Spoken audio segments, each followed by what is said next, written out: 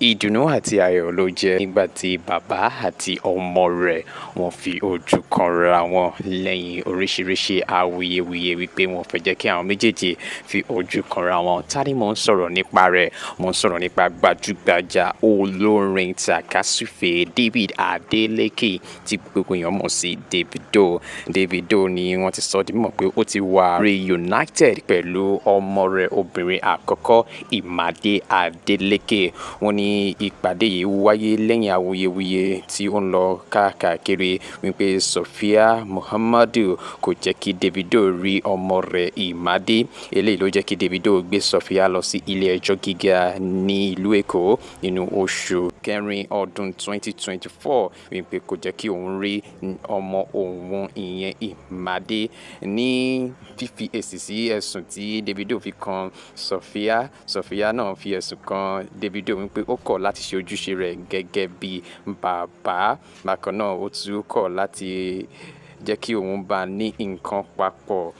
Ó ti yé yín bẹ́ẹ̀ yẹn. So gẹ́gẹ́ bí wọ́n ṣe fi ọ̀rọ̀ náà léde wípé ẹni tí ó jẹ́ gbajúgbajà akọrin náà tó jẹ́ ẹ̀gbọ́n Sophia ìyẹn Délé Muhammadu, òun náà sọ gbogbo ohun tí ó mọ̀ nípa ti ìṣẹ̀lẹ̀ yìí gẹ́gẹ́ bí ó ṣe ń lọ ní ìgbà náà. Ṣùgbọ́n latest development tó wà lásìkò yìí tó wà nílẹ̀ lásìkò yìí òun ni wípé Davido ó ti fi àwòrán kan hàn sí ìta níbi tí òun àti ọmọ rẹ̀ obìnrin àkọ́kọ́ ìyẹn Imade níbi tí wọ́n ti pàdé ara wọn. Davido wá kọ síbẹ̀ ó ní best day of my life.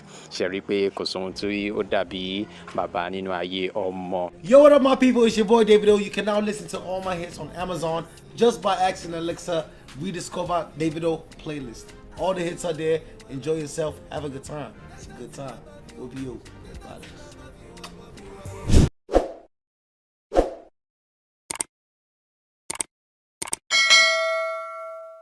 My major problem with Nigeria is our anyhowness, and it has crept so much into the system that you find a person doing a certain thing and you ask them why are they doing it. Ẹni tó jẹ́ gbajúgbajà gbórí ẹ̀rọ ayélujára sọ̀rọ̀ tí gbogbo èèyàn mọ̀ sí Ẹniolúwa Adéolúwa ló ti sọ di mímọ̀ wípé òun yóò jẹ́ ẹnì kẹta tí ó máa mọ̀ wípé Priscilla Òjó ọmọ Iyabo Òjó Queen Mother ti lóyún. Gẹ́gẹ́ bí ó ṣe sọ di mímọ̀ pé lẹ́yìn ìyá Priscilla lẹ́yìn ọkọ rẹ̀ òun ló kàn láti mọ̀ bóyá Priscilla ti lóyún. Ó sọ eléyìí di mímọ̀ lásìkò tó ń bá àwọn oníròyìn sọ̀rọ̀ ní ìlú Tanzania láìpẹ́ yìí. Ẹniolúwa sọ di mímọ̀ wípé gẹ́gẹ́ bí àwọn ṣe wá sí orílẹ̀-èdè Tanzania fún àṣekágbá wedding ti Priscilla àti Jumax, níbẹ̀ ló ti sọ di mímọ̀ nígbà tí wọ́n bi léèrè wípé ṣé ó ti gbọ́ pé Priscilla ti lóyún ní kí ló ń jẹ́ bẹ́ẹ̀ òun ò tí ì gbọ́ pé tó bá máa gbọ́ òun máa jẹ́ ẹni kẹta tí ó máa gbọ́ pé Priscilla ti lóyún. Àfìgbà tí òun ṣẹ̀ ń gbọ́ lẹ́nu àwọn oníròyìn tí wọ́n béèrè lọ́wọ́ òun ó ní wọ́n sọ ní òkè làwọn náà tún ṣe wá bá láti confam bóyá Priscilla ó ti ní oyún. Eléyìí ni àtúrígbọ́ lórí ọ̀rọ̀ Priscilla ọmọ Iyabo Òjó gẹ́gẹ́ bí Ẹniolúwa ti ṣe ti sọ di mímọ̀ pé òun lẹ́ni kẹta o tó máa mọ̀ bóyá Priscilla ti lóyún àbí kò ti lóyún lẹ́yìn ìyá rẹ̀ Iyabo Òjó ọkọ rẹ̀ Jumax. Òun lẹ́ni kẹta tí ó máa mọ̀. Ẹ má gbàgbé láti bá wa subscribe láti máa rí more information. We need to do things and say things with logical reasoning. When it is light banter, it is okay. But when it becomes real issues, can we lock into our cerebrum and think a little? Because this is a serious issue that would affect people's lives. Thank you.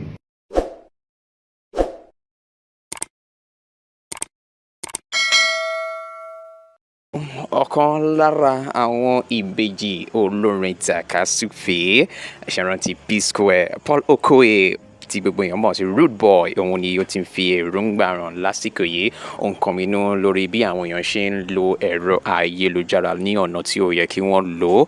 Gẹ́gẹ́ bí ó ṣe sọ dímọ̀ pé eléyìí ló wọ́pọ̀ láàrin àwọn ọ̀dọ́ ní orílẹ̀-èdè Nàìjíríà. Ó ní àwọn èèyàn lè máa rí social media gẹ́gẹ́ bí ohun tí wọ́n fi ń cash cruise tí wọ́n ń lò ó gẹ́gẹ́ bí nǹkan tí ó mú ìrọ̀rùn bá wọn ṣùgbọ́n ní ìgbà míì òun máa ń mú wọn rìnrìn àjò tí kò dára púpọ̀. Ó wá ṣe ìkìlọ̀ wípé àwọn èèyàn tí wọ́n bá ń ṣe ẹ̀rọ ayélujára yìí lò kí wọ́n lọ ṣọ́ra wọn torí ó máa báyé ọ̀pọ̀ ènìyàn púpọ̀ jẹ́. Ó sọ eléyìí lórí Instagram page rẹ̀ níbi tó ti kọ síbẹ̀ wípé social media is going to destroy a lot of people. You may think it's just cruise, clouds or trend. Your eyes go clear. Ó ní social media bí wọ́n ṣe ń lò lórílẹ̀‐èdè Nàìjíríà ni ó jẹ́ èyí tí wọ́n ṣe àmójútó rẹ̀ dáadáa. Ó wá sọ di mímọ̀ sí iwájú ní pé ọ̀pọ̀ àwọn ènìyàn gan ni wọ́n ti pè fún ṣíṣe àmójútó ẹ̀rọ ayélujára social media. Kódà ó mẹ́nuba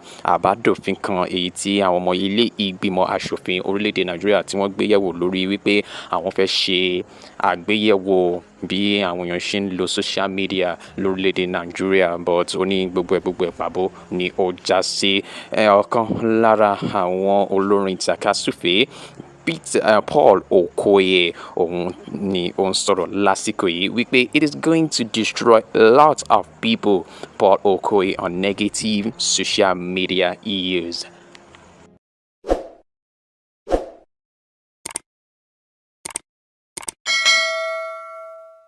Gbajúgbajà olórin takasúfèé Ayọ̀ Mafi ọmọ ológo tírawọ̀ ń tàn lásìkò yìí ló ti sọ ìdí pàtàkì tí òun ṣe fi ibùgbé rẹ̀ sílẹ̀ tóun ṣe fi ilé bàbá rẹ̀ àti ìyá rẹ̀ sílẹ̀ ní Ṣómólú ní ìpínlẹ̀ Èkó lẹ́ni ọdún 16 ní ìgbà náà. Ayọ̀ Mafi òun ló sọ eléyìí di mímọ̀ nígbà tí ó ń ṣèrè ìrántí kan bó ṣe bẹ̀rẹ̀ ìrìn àjò rẹ̀ nígbà ìwáṣẹ̀. Ó ṣe àlàyé ìdí pàtàkì tí òun ṣe ìpinnu yìí wípé kò easy ní ìlú Ṣómólú ní ìgbà náà àti wípé òun fẹ́ ṣe gbogbo nǹkan láti rí pé òun tọ́jú àwọn mọ̀lẹ́bí rẹ̀ ní ìgbà náà ni òun ṣe fi ilé àti ọ̀nà òun sílẹ̀. Bákan náà ló tẹ̀síwájú níbi tí wọ́n ti ń fi ọ̀rọ̀ wá lẹ́nu wò pé gẹ́gẹ́ bí ọmọkùnrin àkọ́kọ́ ìdílé òun kúrò nílé lẹ́ni ọdún 16 years nítorí kò easy ní ìlú Ṣómólú. Life in Ṣómólú is hard, fun and also exciting. Gẹ́gẹ́ bó ṣe sọ pé tí òun bá kúrò ní ìlú Ṣómólú ní ìgbà náà gbogbo ohun tí òun rí lásìkò yìí gẹ́gẹ́ bí experience òun ò ní rí lásìkò yìí. Bákan náà ló sọ di mímọ̀ pé gbogbo ohun tí ó ń ṣẹlẹ̀ nínú ayé wọn láti ìgbà náà sí ìsìn ló ti jẹ́ kí ojú ayé òun kó wà níbi tí ó yẹ kó wà lásìkò yìí. Ó ti shape òun, ó ti mú òun jẹ́ ẹni pàtàkì láwùjọ. Ó ní òun wo gbogbo àyíká òun sì rí wípé ó yẹ kóun kúrò ní ìlú Ṣómólú ní ìgbà náà. Òun dẹ̀ kúrò nígbà náà ni òun wá lọ dúró pẹ̀lú àwọn ọ̀rẹ́ òun fún ọdún kan àti oṣù péréte.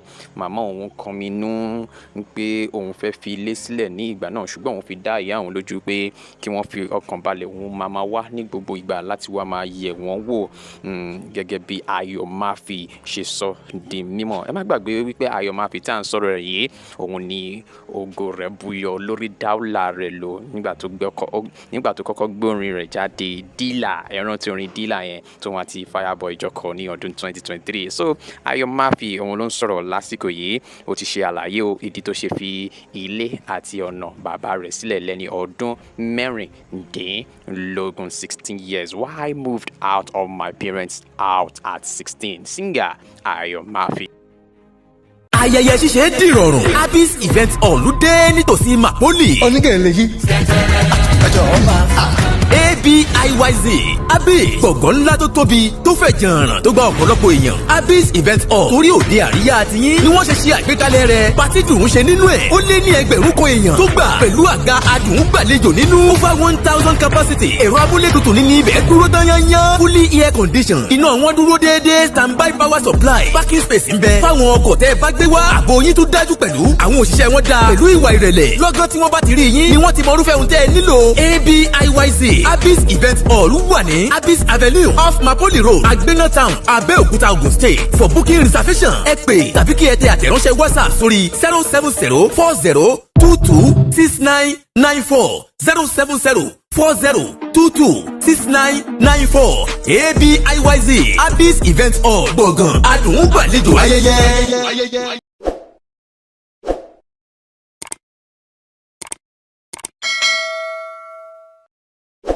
ọ̀tẹ̀ ló ń jẹ́ ìlú ń pè ọ́ kò sẹ́ni tí ò lórúkọ tiẹ̀ àti wípé ọmọ kì í gọ̀ títí sẹ́ẹ̀ kó gbàgbé orúkọ ara rẹ̀. ààfin tèmi ò nílò ìdánimọ̀ lọ́jà tó bá dọ́jà báyìí wọ́n á mọ̀ bó dọ́jà ni. èmi tí ń tòótọ́ Samuel Owóyẹmí fẹ́lẹ́fẹ́lẹ́ láyé lórúkọ mi fẹ́lẹ́ ní gbogbo èèyàn mọ̀ mí sí. èmi náà kọ́ Ọlọ́run ọba òkè ló fún mi ṣe ní gbogbo ìgbà.